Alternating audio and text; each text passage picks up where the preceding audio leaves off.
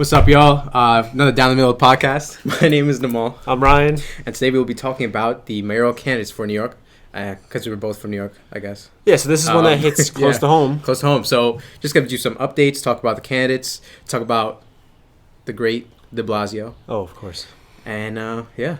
So this was the primary that just happened yesterday. Yep. So we see all the candidates. A bunch of them got knocked out. Some of our more favorable candidates are out. And now we have some that we like, some that we don't. So let's just go over. Well, before we go over who's running, let's talk about New York. Yeah. The Big Apple. Yeah. So we'll go over pretty much what we want out of our next mayor. Mm-hmm. That'd be a good talking point. How de Blasio's been doing in general for his terms, and then we'll get into candidates right after. Yeah. So yeah, I'll just start off with what I want out of New York City mayor. I think the major problems in New York, specifically in the city, the homelessness is a big problem. I believe that should be addressed. Crime rates, which we've been talking about throughout all of our videos, about high crime rates throughout the nation, of course, but specifically in New York as well, has increased dramatically, and that's also after the defund the police movement from last summer of 2020. And then also cleanliness, general cleanliness. And I've noticed, for example, that's one good thing that came out of the pandemic, where they started cleaning the crap out of every single thing. Yeah, that's true. And I just want to see some sort of continuation going forward with that. It kind of makes you think, why weren't we doing that before? Right. Why weren't people sanitizing all day long? Yeah. The world's a dirty place. And when I want my mayors, I just want Bill DeBlasio's opposite. Everything about, and you just take the antidote to Bill DeBlasio, and that's what we get.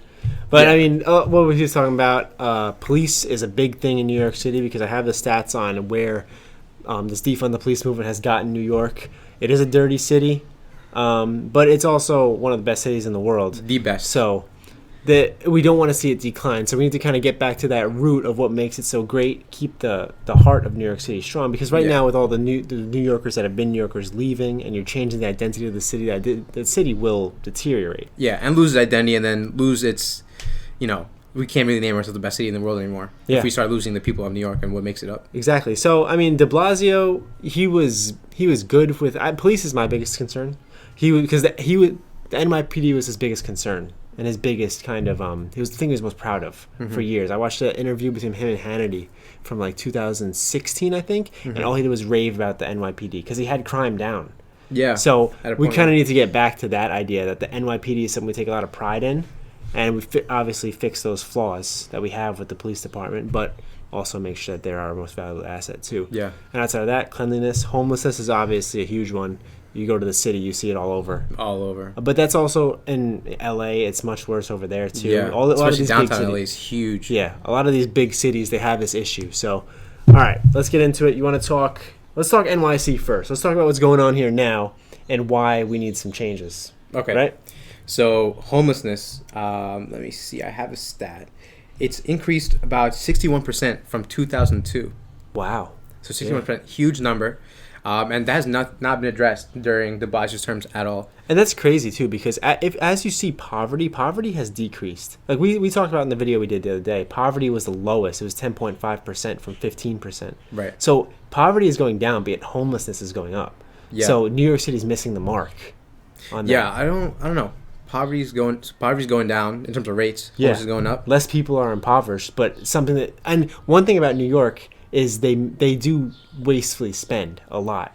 Oh yeah, which we'll get into. Yeah, funding is not going. That's just an example. Funding isn't going to the right places. If the world is getting richer per person, but New York City is getting poorer, it just shows that. Yeah, the money's not going to the right places. Definitely.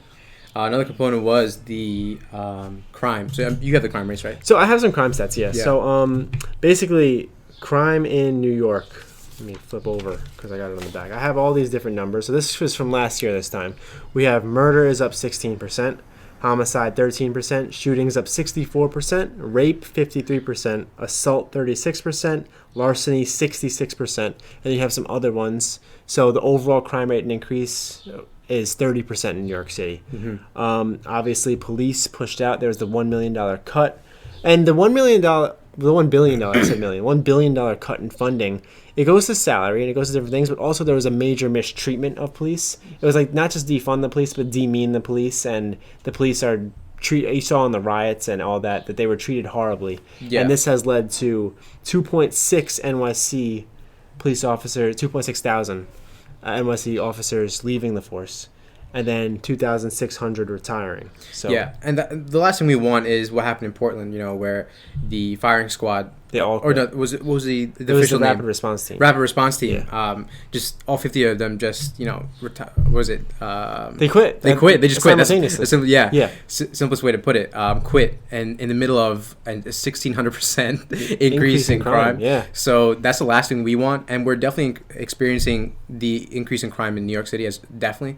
And this might be a little bit anecdotal as well, but I've been seeing a lot more crime happening in my area as well, and then also just through videos in general. And it's just like you see it, like I don't know. It's just had to see neighborhoods just going through that. Yeah, and obviously you have 2,600 officers quitting, 2,700 retiring. That's 5,300 total leaving New York City this year. Last year, the entire totality of how many officers left was 3,000. So we've already beat that number by a wide margin. And we're only halfway. We're only halfway through. And what the Biden administration says about this is that crime rates have been increasing for the past, I think they said 5 years. And which is true. Crime always fluctuates. In the 80s, it was so high, then it went back down, and then it went up a little bit. But it was not increasing by 30% per year. There would be none of us left if for the past 5 years, crime increased at 30% per year.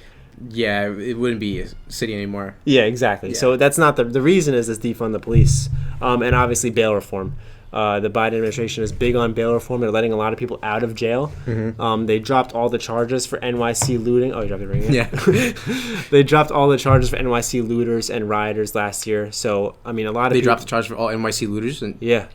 So they're all back out. Whose decision was that? That was I mean, it didn't come from the administration. It came from the city government. Wow. So they're all back out. Wow. So this they've incentivized crime a lot because you didn't get punished for your rioting and looting or your shooting and all that. And now those same people who did that stuff last year are put back on the streets. So yeah, I just don't understand how you could do, was it $2 billion in $2 billion in across the nation. Across the nation, okay. In the city, it was definitely, in the city I think it was like around 100 million. Yeah, probably. In our city. Yeah. 100 to 200 million I think was the estimate. But definitely, yeah. But it's just crazy how in that, I mean, with those charges being dropped, you could basically say that anything went or anything goes at that time, and then you could just done anything. It's like a purge. It was literally like a purge. Yeah, but for months and months and months. Yeah, that's the good thing about the purge. It's only a day. You get it all out in one day. This was just like a year. Yeah, it was nuts. We just want to act like this year just didn't happen. Oh, it was a bad year, but if we just forget about it, everything will get better. Well, people are leaving New York in droves. Yeah, the net loss of people in New York is 70,000 people. 3.57 million left, and then I guess the difference of that to make 70K came. But the average income has dropped by almost 60K in some wealthy neighborhoods in Manhattan. Tribeca in Manhattan, the average income for the individual went from 142K to 82K. Wow, huge decrease. That's so nuts. those wealthy people moved out, and lower income people moved in. So the city's not the same at that rate. Yeah, and then you could also bring up the fact that like larger companies are also moving out of like not only New York but also like Democratic led cities like LA and like NYC. And then we could also see in the population, as you said before, and we also brought this up in a previous video, where we lost congressional seats because of the population difference. They lost one.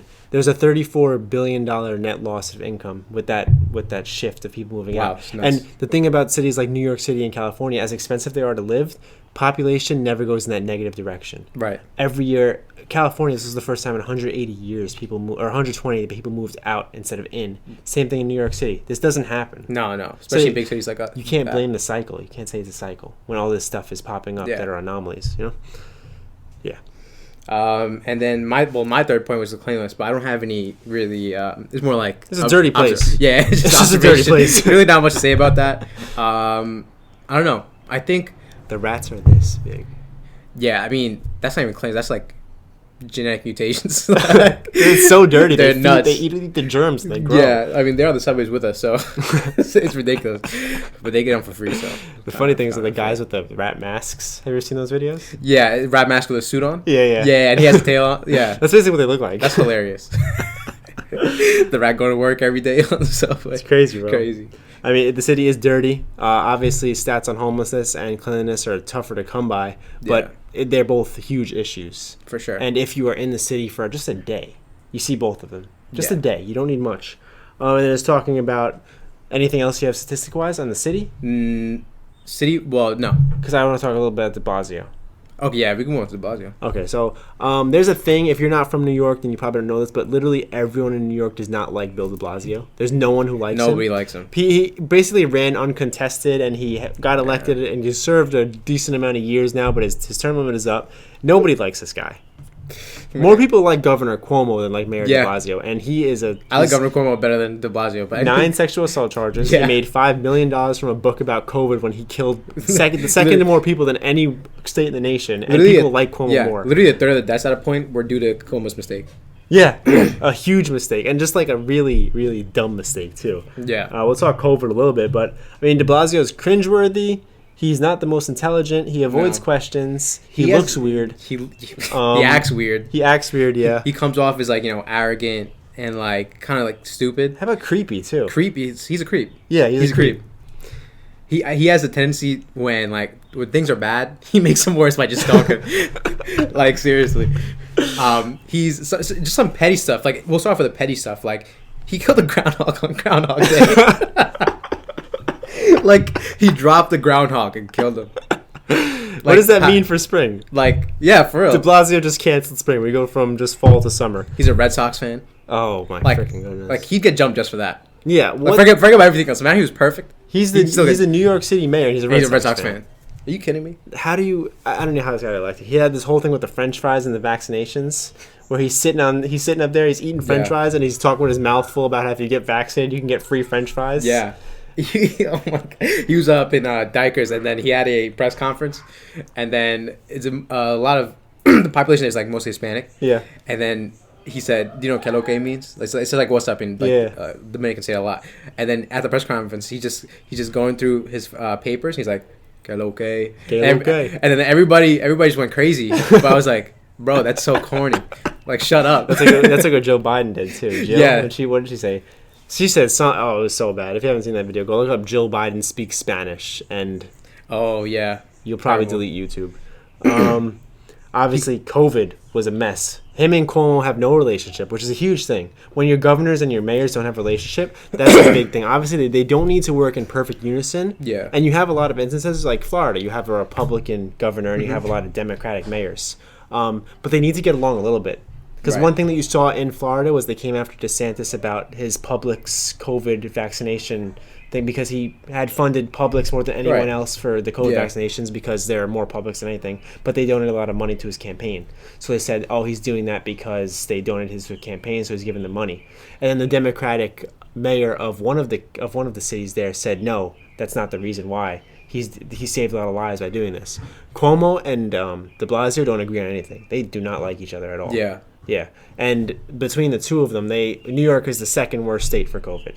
We're talking 2 million cases plus 54,000 deaths. Yeah. Only place worse is California, and if California is your standard, then you are way below the line. Yeah. So just bad stuff. We talked about that's more of Cuomo stuff. Is like the nursery and whatnot. That was more Cuomo. Yeah. I just want to add more to the pettiness of just the You're still on that. I'm still on that because right. I just want to get it out. He doesn't plow the snow at all. He does a lot of publicity stunts, but they don't have any effect. Like Meatless Monday. Like what is Meatless that? Monday. Like what is wrong with you? And then also he's like the only liberal politician that liberal outlets hate. Yeah, they don't like it. like if liberal outlets hate you and you're a liberal politician, you're definitely doing something astronomical. Yeah, CNN has never said a good thing about Bill DeBlasio. Yeah, he lives in the Gracie Mansion in the Upper East Side, and he goes to YMCA in Brooklyn. Like he goes to a gym. Yeah, 11 miles away. Let's not forget for no reason. When the gym started to close and he was still working out at the public gyms, he said that it's important for him to keep working out because he needs to keep his physical fitness at top. Because he's in amazing shape. Right. He needs to keep his physical fitness at a high level so he can be there for the people of New York. Right. And then meanwhile, we were all like, why can't we go work out? Right. And he was like, I can still work out because of this. Yeah, because he has like Mr. World to compete for. Yeah, exactly, Mr. Olympia. Mr. Olympia, yeah. He always preaches about environmental friendly alternatives, and he takes a big motorcade to the gym. Yeah. That's like John Kerry flying his private jet everywhere. Yeah, talking about climate change. You can't do that. That doesn't make any sense. It's very hypocritical. He eats pizza with a fork and knife. Come on, These are bro. just personal attacks. These are personal attacks, yeah. And, I'll leave it at that. I mean, that's petty stuff. He's very cringy. Yeah, he's very cringy. Yeah. And can you name one DeBlasio policy? Well, he had a mental health program with his wife, and he put $1 billion into the program. Okay. And they still have no results. That's a big thing about That's New actually York. what So now getting into the actual policy stuff he did. That's a big thing. And obviously, New York City, a thing that we don't talk about is infrastructure. Yeah. New York City infrastructure is abysmal. Yeah. It's so bad. Yeah. And that's something where New York City has money like no other state has money. And yet we start these projects that never get finished. It never improves. That's the problem. Like, we start projects, but they don't get finished. And I see it's to full course. You don't even see progress. Yeah. You don't even see. It's like the potholes get bigger as the more money we put into them. Just take the actual dollars and put them in the pothole, Right. and then that will do better than what you're doing right now. And then that's the whole same thing with the mental. He made the program. It's good to make that program, but then no results come from it. So yeah. And going along with infrastructure, I think another big problem within New York City is like the schooling system. I think it does have its cons, but he did have a school program called Renewal. I can't really name the exact policies, but he put $773 million into it, and still no results. No results, right? And it just made one thing that we advocated for when we did our police reform video months ago was that not necessarily a cut in funding or increase in funding, but a reallocation of funds and transparency in the budget to let the people decide. And that's what you need with New York. This is what you needed from New York for a long time. Absolutely. Because you had $6 billion in the police. That's a lot of money.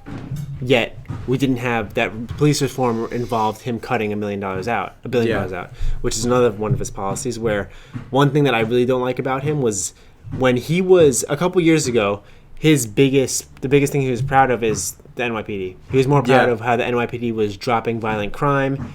The boys in blue, they were the best police force in the nation. And now what he said on Hannity was the way to treat your police right is to make sure they're properly funded. His exact words, if not exact and close. And now, just a couple months ago, he cuts funding by $1 billion. So he's basically just advocating for violence at that point, Because if you're saying that the best way to make New York better is to fund your police, then you cut the funding to the police. See, the thing is, another thing about him, he's very he's hypocritical, but he also flips sides real quick. So remember when we had the Amazon headquarters starting to move in, and he started advocating for Amazon. Then Amazon decided not to move to the city, and then he started saying anti-Amazon things. So he just switches just like that. He just, I don't know. It doesn't make any sense. He doesn't make sense. He doesn't stick by his statements. Really, he doesn't stick by his statements. He had this whole thing with the $15,000, 600 payments to illegal immigrants who lost work during COVID, which is just horrible policy. It's actually very, very racist too, but it's just incentivized illegal immigrants to come to New York, and he was going to pay them almost $16,000. Well, this passed, so it's happening, but just bad, weird, progressive policies here. You have just stagnant policies because it's not moderate, Democrat, or Republican, because your policies don't get anywhere. Right. You're just a guy sitting in office. He doesn't do anything. He doesn't do anything. But and obviously you can see in the polls, 76% of people in New York City when he was running for president, they did a poll on if he should run for president. He was like, no. 76% of voters said no, he shouldn't run for president. 24% of people, their fingers slipped. Yeah. Nobody wants DeBlasio to do anything. Nobody. But that's basically what's going on in New York right now. We will come back with a second video on all what's going on with the candidates. Yeah. So that was what's happening in New York, and then that's why New York needs to change. Yeah. This is everything that's happening. This is why we're kind of excited about what's happening now. Some of the candidates look a lot better. They're better candidates, I believe. So we will come back to you in a few minutes real with soon. The next video. Real all soon. Right? So peace out.